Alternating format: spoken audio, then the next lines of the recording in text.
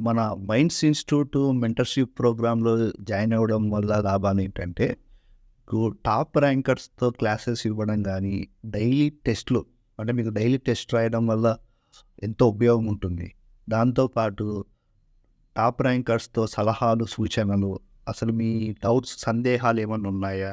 అదేవిధంగా సలహాలు ఏమన్నా కావాలా? ఇంకా మీకేమైనా అనవసరమైన చదివేటప్పుడు ఏంటంటే అనవసరమైన డౌట్‌లన్నీ వస్తుంటాయి. ఆ డౌట్స్ తీర్చడానికి టాప్ ర్యాంకర్స్ మీకు ఎప్పుడూ అందుబాటులో ఉంటారు. అదేవిధంగా మీకు రోజు టెస్టులు రాయడం వల్ల ఏంటంటే, మీకు ఆ టెస్టులు రాసి తర్వాత దాన్ని ఎవాల్యూట్ చేసి, ఓకే, మీరిక్కడ మీ తప్పులు ఇక్కడ తెలుసుకోలేకపోయినా మేము చెప్తామనమాట. అంటే మీ మైట్స్ అకాడమీ చెప్పడం వల్ల ఏమవుతుందంటే, మిమ్మల్ని మీరు రెక్టిఫై చేసుకొని, మీరు రేపు ఓకే, ఈరోజు ఎగ్జామ్ రాశారు. ఓకే, నేను ఈరోజు ఈ తప్పు చేశాను. రేపు ఆ తప్పు మరీ చేయకూడదు అనే అవగాహన వస్తుందనమాట. అలా అలా అలా మన మెంటర్‌షిప్ ప్రోగ్రామ్‌లో ఏమవుతుందంటే, డే బై డే ఇంప్రూవ్‌మెంట్‌తో పాటు మన ఎలాగో మన టాప్ ర్యాంకర్స్ కూడా అవైలబిలిటీలో ఉంటారు కాబట్టి, మీకు సలహాలొచ్చినాయి. ఎందుకంటే ఆల్రెడీ సక్సెస్ అయినారు కాబట్టి, ఓకే, వాళ్ళ సలహాలు తీసుకోవడం వల్ల మనకు చాలా ఉపయోగం ఉంటుందన్నమాట. అందుకోసమని మన డైలీ టెస్ట్‌లు రాయడం ఎంతో ఉత్తమం. మన మైండ్స్ అకాడమీ మన వంశీ కృష్ణ సార్ కూడా మాకెప్పుడు అవైలబిలిటీలో ఉంటారు. Any time. ఎందుకోసమంటే ఈ సార్ స్టూడెంట్స్ కోసం ఎంతో చేయగలుగుతున్నారు, చేస్తారు కూడా. మీకు అవైలబిలిటీలో ఉండి, మీరు ఈ 45 డేస్ చాలా వినియోగించుకొని, ఈ ఈ మెంటర్‌షిప్‌లో జాయిన్ అయ్యి, ఈ ఫీడ్‌బ్యాక్ తీసుకొని ప్రిలిమ్స్ సక్సెస్ సాధిస్తున్నారని కోరుకుంటున్నాను. ఆ తర్వాత ప్రిలిమ్స్ సక్సెస్ అయినాక మెయిన్స్‌లో ఎలాగో మెయిన్‌లో కూడా కంటిన్యూషన్ అవుతుంది కాబట్టి, ఈ మీరు మెంటర్‌షిప్ ప్రోగ్రామ్‌ని ఉపయోగించుకోవాలని కోరుతున్నాను. Hello aspirants, I am Nagender Reddy, one of the group 2 topper in 2016 batch. ఈరోజు మీకు గ్రూప్ 2 ప్రిలిమ్స్ ఎలా చదవాలి అనే దానిపైన ఒక అవగాహన కార్యక్రమంతో మీ ముందుకు వచ్చాను. ఫస్ట్ మనం ఇప్పుడు ప్రిలిమ్స్ తీసుకుంటే పాత గ్రూప్ 2కి ఇప్పటికీ కొంచెం వేరుగా ఉన్నా కానీ, ఇప్పుడు 150 మార్కుల్లో మనకు 5 సబ్జెక్టులుగా విభజించారు. ఈ 5 సబ్జెక్టులలో history, geography, society, current affairs and mental ability. ఈ 5 టాపిక్లు తీసుకుంటే దీంట్లో మీకు దేని మీద అంటే ఇదివరకు ఏమైనా కొద్దిగా చదివింటే అవి రివిజన్ చేసుకొని తర్వాత కొంచెం ఎగ్జామ్స్ రాసుకుంటే కొంచెం బాగుంటుందన్నమాట ఈ టైంలో. చాలా తక్కువ టైం ఉంది కాబట్టి, ఒక 50 డేస్ అలా ఉంది కాబట్టి, మనం త్వరగా రివిజన్ చేసుకొని ఉన్నదాన్ని మనం చేయాల్సింది అంటే బుక్ సెలెక్షన్లో ఓన్లీ సబ్జెక్ట్కి ఒక బుక్ మాత్రమే తీసుకోవాలి. సబ్జెక్ట్ ఒక బుక్ మాత్రమే, దాన్ని నెంబర్ ఆఫ్ టైమ్స్ 10 టైమ్స్ చేస్తారా, 5 టైమ్స్ చేస్తారా, 20 టైమ్స్ చేస్తారా అంటే ఒక్కొక్కరికి ఒక కెపాసిటీ ఉంటుందన్నమాట. అంటే కొంతమంది 5 టైమ్స్ చదివితేనే బుక్ కంప్లీట్గా చదివేస్తారు, కొంతమంది 10 టైమ్స్ చదివేస్తారు, కొంతమంది 20 టైమ్స్ చదివేస్తారు. ఈ విధంగా ఎవరి కెపాసిటీతో వాళ్ళు సింగిల్ బుక్ అది ఎలా గ్రిప్ తెచ్చుకోవాలంటే, మీరు అసలు దాంట్లో పలానా పేజీలో, పలానా లైన్లో, పలానా పేరాలో ఈ పాయింట్ ఉంది అనేదానికి మనం గుర్తుపట్టే విధంగా ఉండాలన్నమాట. అంటే సపోజ్ ఇప్పుడు ప్రాక్టీస్ ఎగ్జామ్ స్టార్ట్ చేసామనుకోండి, ఏదైనా జాగ్రఫీలో రివర్స్ గురించి, గంగా రివర్ గురించి ఏదన్నా వచ్చిందనుకోండి, ఓకే, సపోజ్ ఎగ్జాంపుల్ 130వ పేజీ జాగ్రఫీ బుక్ 130వ పేజీలో థర్డ్ పేరాలో 4వ లైన్లో ఈ పాయింట్ ఉంది అని గుర్తుపట్టే విధంగా మనం నెంబర్ ఆఫ్ టైమ్స్ రివిజన్స్ చేయాలి. ఈ విధంగా చేసుకుంటూ వెళ్తే మనకేమవుతుందంటే, ఒకే బుక్ రిపీటెడ్ టైమ్స్గా చేయడం వలన నెగిటివ్లో సక్సెస్ రేటు 99% ఉంటుంది. అందుకోసమని బుక్ సెలెక్షన్ని మార్చుకోకూడదు. మనం first book selection is most important. ఆ తర్వాత వచ్చేసి ఇప్పుడు history, geography, society, current affairs, mental ఎబిలిటీలో ఫస్ట్ చేయాల్సింది ఏమంటే, మీరు ఎవరికైనా మెంటల్ ఎబిలిటీ ట్రై చేయండి బాగా. అంటే మెంటల్ ఎబిలిటీ చేయడం వల్ల ఏమవుతుందంటే, యాక్యురేట్గా ఆన్సర్లు వస్తాయి. ఇప్పుడు 30 క్వశ్చన్స్ ఇస్తే మీకు టాపిక్స్ చాలా తక్కువ ఉన్నాయన్నమాట. ఆ టాపిక్స్ తక్కువ ఉండడం వల్ల మీకు చాలా బెనిఫిట్ అవుతుంది. అంటే చేయడం వల్ల అంటే ఇప్పుడు నాన్ మ్యాథ్స్ స్టూడెంట్స్ కొంచెం ఇబ్బంది పడతారు. అయినా కొంతవరకు ట్రై చేయండి. 30కి కనీసం అంటే 25-27 తెచ్చుకునే ట్రై చేయగలిగితే మీకు మ్యాక్సిమం స్కోర్ ఇక్కడ కవర్ అవుతుందన్నమాట. తర్వాత వచ్చేసి కరెంట్ అఫైర్స్. ఈ కరెంట్ అఫైర్స్ చదవడం వల్ల లాస్ట్ ఒక 9 to 10 మంత్స్ ఖచ్చితంగా చదవాలి. దాంట్లో కూడా ఎలా అడుగుతాడని మనం ఒక గెస్ చేయాలి. ఓకే, ఈ టాపిక్ మనకి ఇంపార్టెంటా కాదా? కొన్ని కరెంట్ అఫైర్స్‌లో రాస్తారు. ఇప్పుడు హమాస్ యుద్ధం గురించి 4 పేజీలు ఇస్తాడు. దాంట్లో అసలు ఆ హమాస్ యుద్ధం గురించి నీకేం అవసరం అనేది తెలుసుకోవాలి. ఇప్పుడు ఆ 4 పేజీలు చదివేకి నీకు ఒక గంట పడుతుంది. దాంట్లో మళ్ళీ రివిజన్ చేసేకి ఒక హాఫ్ అన్ అవర్ పడుతుంది. ఇలా టైం అంతా వేస్ట్ చేసుకోకూడదు అలా. అంటే దాంట్లో అసలు హమాస్ యుద్ధం అంటే ఏంటి, దాని బేసిక్ తెలుసుకోవాలి అంతే. దాంట్లో డీప్‌గా వెళ్ళి మనం ఇక్కడ పరిశోధనలు చేయట్లే, లేకుంటే మనం సివిల్స్ చదవట్లే. మనం గ్రూప్ 2 ఎగ్జామ్ పరంగా గ్రూప్ 2 లాగానే చదువుకోవాలి, ఆబ్జెక్టివ్ విధానం లాగానే. అందుకు అలా చదివేటప్పుడు ఏం చేస్తామంటే మనం ఎగ్జామ్‌కి ఏం అవసరము, ఇంకోటి ఏం చేయాలంటే ఫస్ట్ చేయాల్సింది, రీసెంట్‌గా ఎగ్జామ్స్ జరిగాయి ఏపీపీఎస్సీవి. ఆ ఎగ్జామ్స్‌లో ఎలా ఇస్తున్నాడు, ఆ ప్యాటర్న్ ఎలా ఇస్తున్నాడు, ఎంతవరకు వెళ్తున్నాడు అని ఒకరోజు కూర్చొని మొత్తం అనలైజ్ చేయండి. లేదంటే మన ఇన్‌స్టిట్యూట్ వాళ్ళు కూడా ప్రొవైడ్ చేస్తారు. అంటే ఏదైనా మీకు గ్రూప్స్‌లో గానీ, అంటే టెలిగ్రామ్ గ్రూప్, వాట్సాప్ గ్రూప్‌లో ఇస్తుంటారు కదా! అందుకోసమని అవన్నీ చూడండి. అంటే ఫస్ట్ అది చూడడం వల్ల ఏమవుతుందంటే అసలు నువ్వు ఏం చదవాలి, ఏం చదవకూడదు అనేది ఒక అవగాహన వస్తుందనమాట.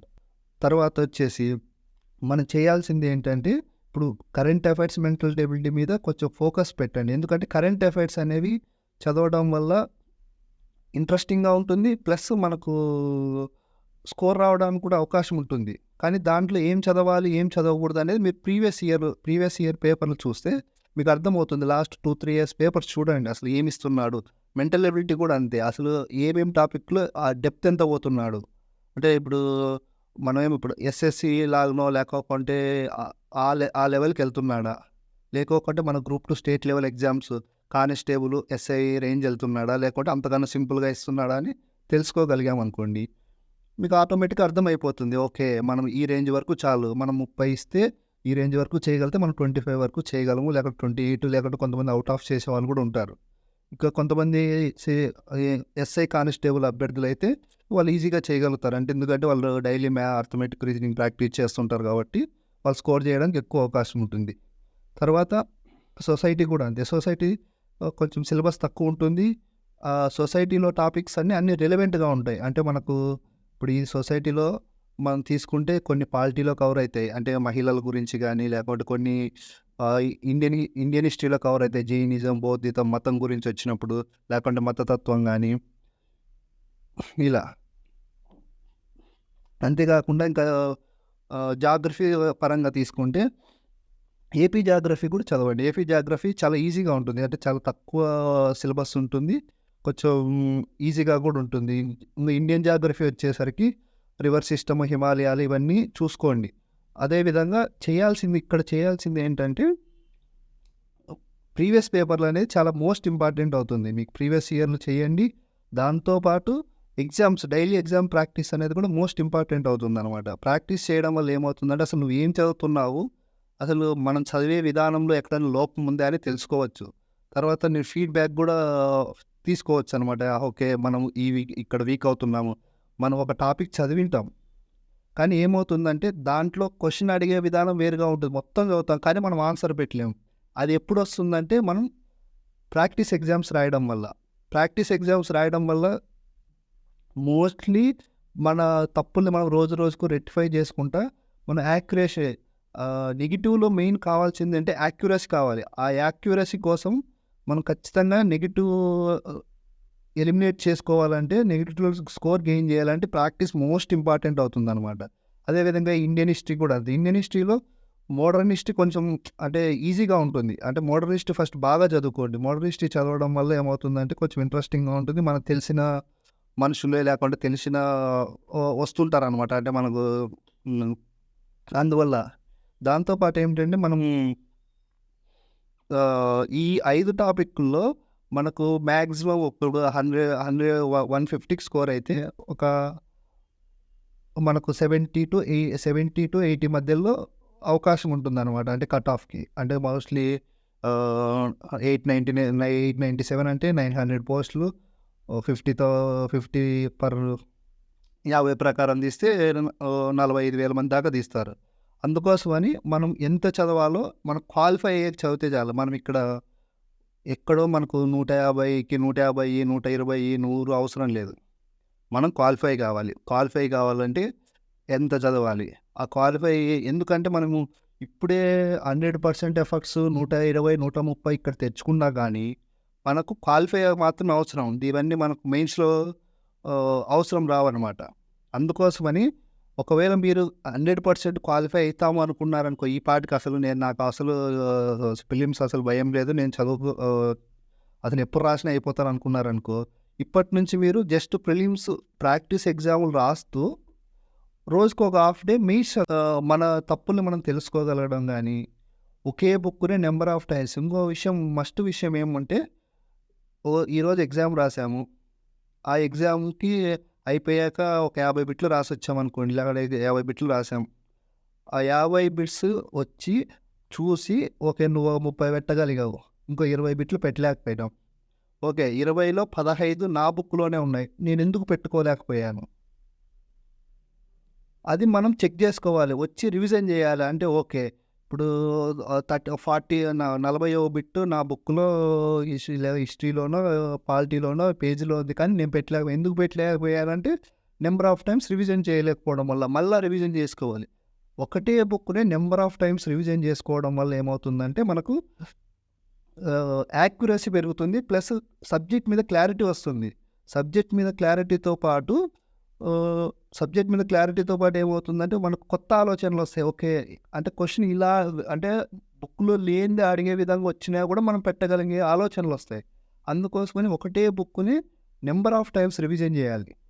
నంబర్ ఆఫ్ టైమ్స్ అది మీ కెపాసిటీని బట్టి ఉంటుందనమాట. మీకు బుక్కు ఎలా ఉండాలంటే గ్రిప్ రావాలంటే ప్రతి లైన్ టు లైన్ మన సబ్జెక్ట్ అర్థం చేసుకుంటూ బట్టి పట్టడం కాదు. అర్థం చేసుకుంటూ రివిజన్స్ చేయాలి. అలా చేయడం వల్ల ఏమవుతుందంటే మనకు ఆ బుక్ గ్రిప్ వచ్చి నువ్వు ఎలా ఇచ్చినా మ్యాక్సిమం స్కోర్ చేయగలుగుతాం అనమాట. మనకు ఏదైనా సరే ఎవరు 100% చేయలేరు.